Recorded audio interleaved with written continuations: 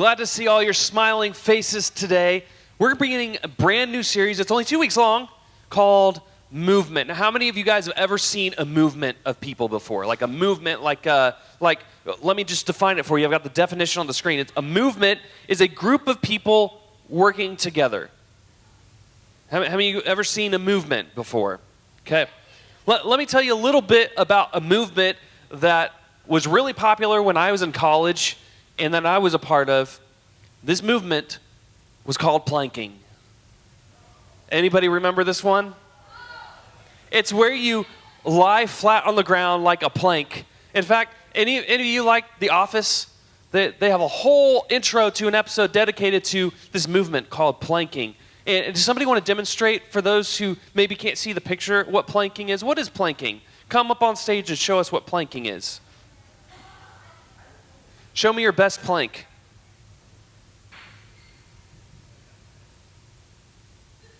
Now stay there for the remainder of the sermon. Because no, I'm just kidding. Okay, you can go have a seat. Everybody give him a hand. Yeah, good job, AJ.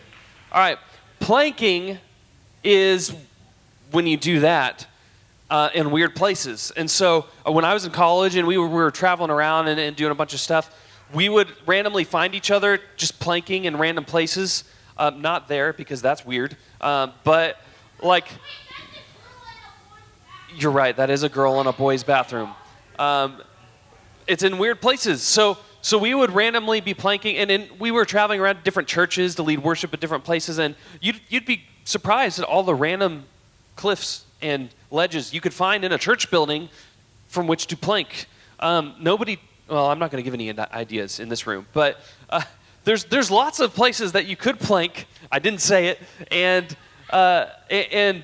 you can imagine the fun that we had when we were supposed to be packing up, and one of us was not doing anything because they were planking, and it was one of those really funny things. You should just go watch the intro to that. If you YouTube The Office planking, there's like a whole 3-minute clip I wanted to show, but I didn't want to waste 3 minutes showing a meaningless clip about my illustration. So you can go find it later. I didn't download it, so it's not on the computer. You can YouTube it later.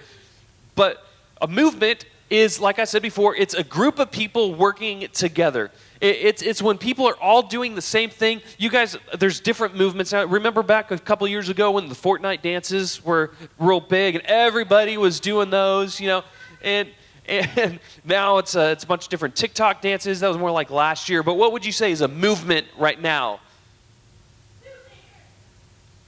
I'm not even going to repeat that. Do what? Stupid TikTok challenges nobody cares about. Those are movements, yep. Think about something that's not viral. What else is a movement? What? Dab. That was a movement for a while. What else? Crocs. How many of you got Crocs? Hold it up loud and proud for all to see. The Croc movement, yep. Got some over there. Got some right here, yep. Yep, you were planking with Crocs on earlier, so double whammy. All right, what else? What's a movement? Think beyond trends, like viral stuff, but what else is a movement? Minecraft came back. It did. How many of you guys are Minecraft people? Okay, yeah. All right, what's another movement? One more. The Ice Bucket Challenge. Do you guys remember that? Anybody participate in the Ice Bucket Challenge? Yeah. What was that for? Does anybody remember? ALS, raising awareness, raising money. So there's movements like this that are for purpose. Some of them are for fun, like planking. Some of them are with more intention, like the Ice Bucket Challenge to raise awareness and money for ALS. And so there's these different kind of movements, but the movement that we're going to focus on today is the movement of following Jesus. Now, every one of us who've chosen to make Jesus our Lord and Savior and we follow him, we are a part of the movement of the church. We are part of the movement of loving others in the name of Jesus. We are part of a movement of glorifying God with everything that we do, and everything that we do points to him because we are following Jesus. We're following his example. We're following his teachings. We're following the way he loved other people. We are following the creator of the universe, the creator of the universe named Jesus. Now, the way that Jesus started his whole movement was by doing one thing. Do you guys know what that is? He preached, but not everybody preaches the way that you're thinking. What else? He died on the cross, but again, not everybody is dying on a cross. So what did he do? What's the central part of this movement? Make people believe in God, true.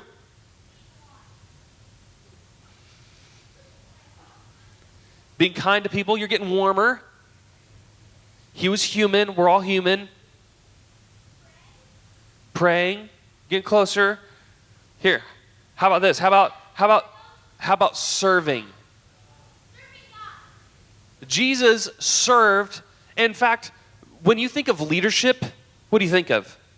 You think of somebody who's up front. You think of somebody who is commanding the way, telling people what to do, right? But Jesus, the way he showed leadership, it's a term that now we call servant leadership.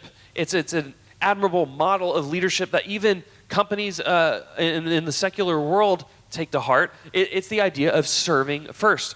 Leaders lead by going first, and they serve the people under them. They don't just talk at them or preach at them. And Jesus started this movement by serving. By serving those who wouldn't serve him in return, by serving those who criticized him, by serving those who were less than him.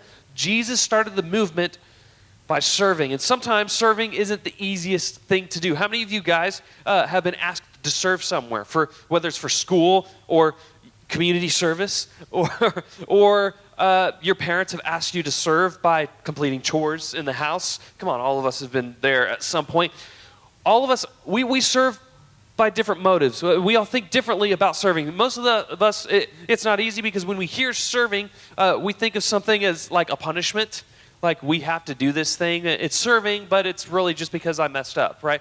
And sometimes it's difficult because of that. Maybe some of us, we struggle with this idea of serving because we feel like maybe I'm too young. I can't really make a difference. I can't serve anybody.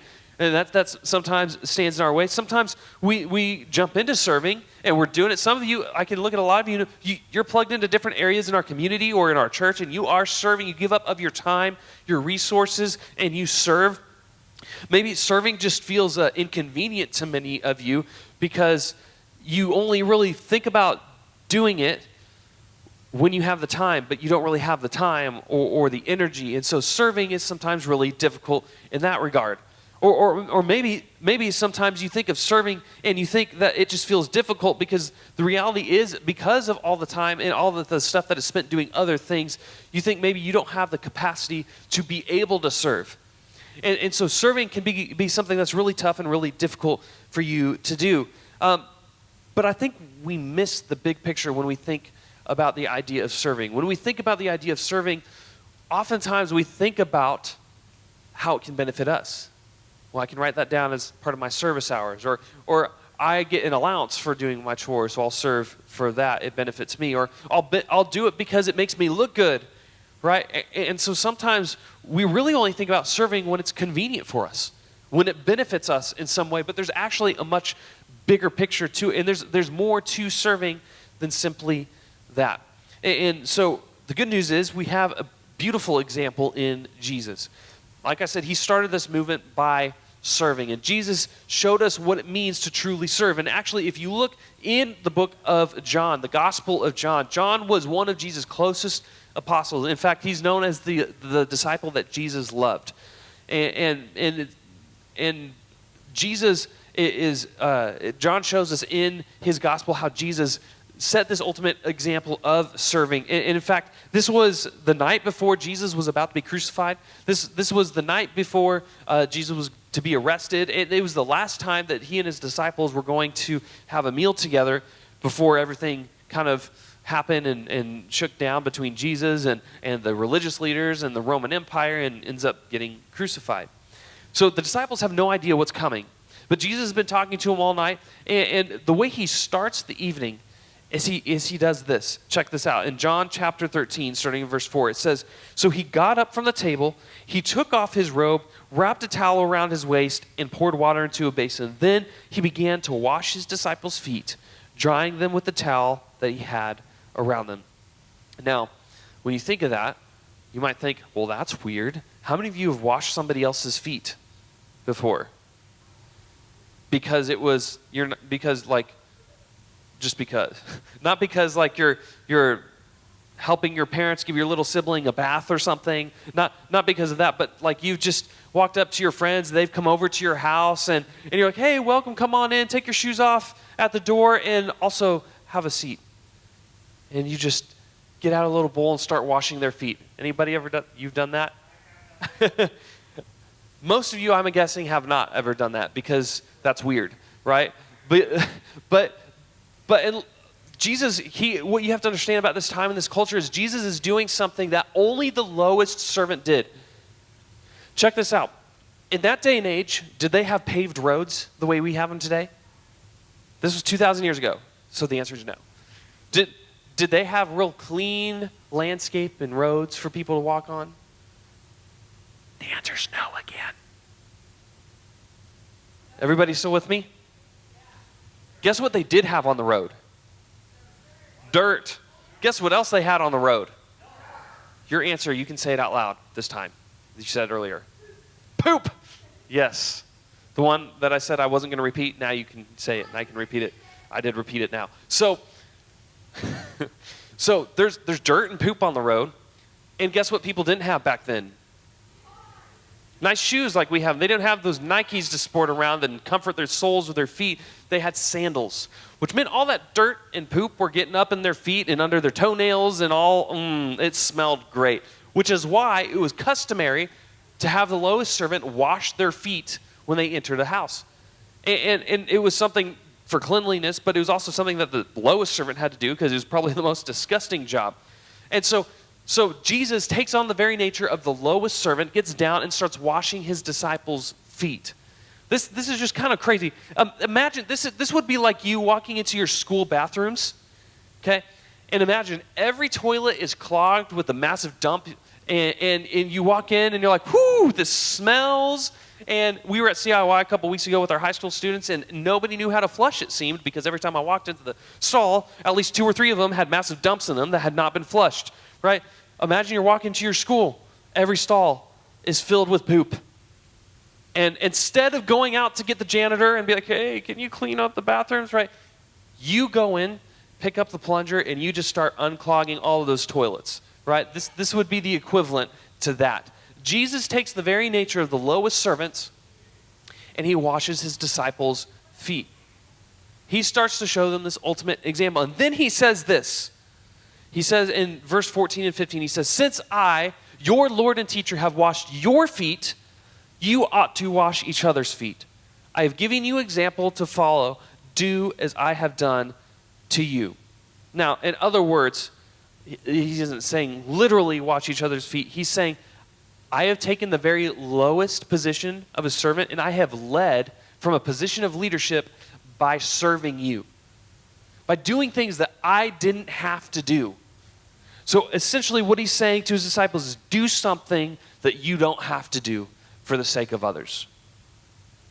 Do something you don't have to do for the sake of other people. When was the last time that you had the thought, you're staring at your brother, your sister, and how much you love them, or you were looking at those people at school that you really love to be around? I'm being sarcastic. The people you don't like to be around, or maybe the people you don't get along with very much, and you thought, what could I do for them that's nice that I don't have to do? Right? Most of us don't have those thoughts. Most of us don't think just naturally like, you know what? How could I go out of my way to just serve that person? To just be kind to that person? To do something for them that I don't have to do? And Jesus is saying, just as I have done this, you do that.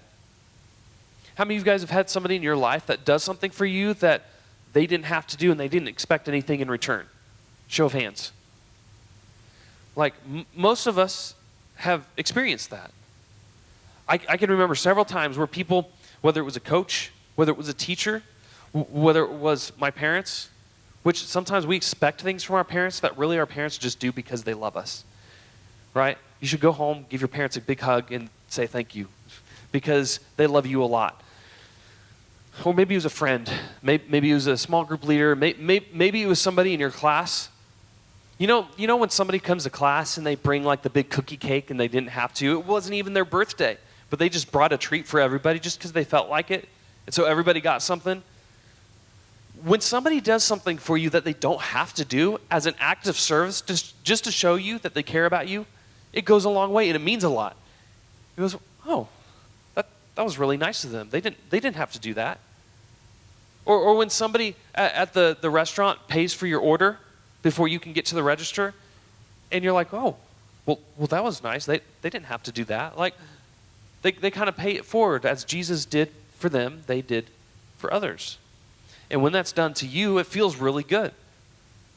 So following Jesus and being a part of the movement of serving often means doing stuff that you don't have to do. So first, if I were to challenge you a step-by-step way of how to do this, it's really simple. First, look for a need. Look for something that needs done. Look at something. Maybe it's something at your house. Maybe it's something that your parents usually do around the house that you know needs done. But maybe you pay attention, you look for that need, and before it's done, you secondly take care of that need. You meet that need. And maybe that is something around the house. Maybe that's something at your school. Maybe it's something in our community. You see that there's a need, and so you just work to fill the need, however big or small that it is. Maybe you have, how many of you guys have started to learn to do yard work? Your parents have given you the tools and taught you how to mow the lawn or weed eat. And maybe you have a neighbor who is unable to do it. And in fact, while I was gone at CIY, I had a neighbor that noticed my yard needed mowed while I was gone and knew that my pregnant wife couldn't do it. And so he mowed the yard for us.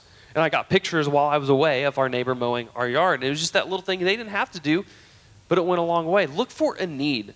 When you see something that needs to be done that you don't have to do, maybe just try to meet that need as an act of service to be a part of the movement.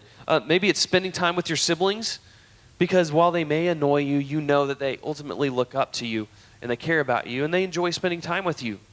Maybe that's doing chores for your parents before even being asked, because you see the need and you know how to fulfill and meet that need. Maybe that is donating your allowance to a good cause. Several of you gave some money last month when we were raising money for Kick It. Several of you brought lots of donations for Kick It. And this organization we partner with for the homeless in our community. Maybe there's something that you can do. Maybe it's just showing kindness to somebody that probably doesn't get a whole lot of it. And going out of your way to say something nice or to make them feel included. Look for a need and then meet that need. So remember, when it comes to serving, do something that you don't have to do. Be a part of the movement, not just a spectator of the movement. What it truly means to follow Jesus is, as Jesus said, to take up your cross daily and follow me. Meaning, deny yourself. Meaning, serve those around you. Go to meet the needs of those around you. So as you guys get ready to turn in towards your group and have a discussion, think about this question. What's one need that you see that you could meet this week? You got about 10 minutes. What's one need that you see that you could meet this week? I want to pray, and you guys can go ahead and turn towards your groups and talk.